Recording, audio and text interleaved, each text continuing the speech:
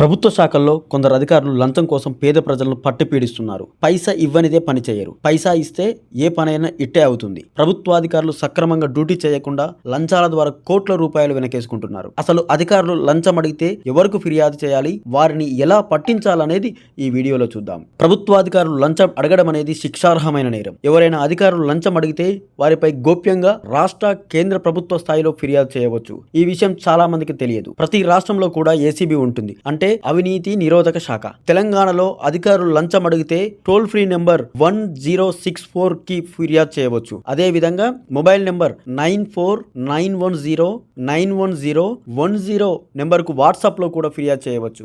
ఆధారాలతో పాటు ఫోటోలు, వీడియోలు పంపవచ్చు. లేదా acb.telangana.gov.in వెబ్సైట్, అదే విధంగా dgacb.ts@telangana.gov.in ఈమెయిల్ కు కూడా ఫిర్యాదు చేయవచ్చు. అదే విధంగా ఏపీలో అయితే 14400 టోల్ ఫ్రీకి, అదే విధంగా వెబ్సైట్ apacb.gov.in, అదే విధంగా మొబైల్ యాప్ apacb 14400 అనేటువంటి మొబైల్ యాప్ ద్వారా కూడా ఏపీలో ఎవరైనా అధికారులు లంచం అడిగితే ఫిర్యాదు చేయవచ్చు. కేంద్ర స్థాయిలో సెంట్రల్ విజిలెన్స్ కమిషన్ కు PORTAL.cvc.gov.in వెబ్సైట్ ద్వారా ఫిర్యాదు చేయవచ్చు. లంచం అడిగిన వారి పేరు, వివరాలు ముందుగా వీరికి చెప్పాలి. మీరు ఏదైనా ఆధారం ఉంటే, అంటే వాయిస్ రికార్డ్, వీడియో, మెసేజ్ కలిగి ఉంటే ఏసీబీకి ముందుగానే చెప్పి వారి సహాయంతో ట్రాప్ చేసి ఆపరేషన్ చేయించవచ్చు. ఇలా చేసి అవినీతి అధికారుల భరతం పట్టవచ్చు.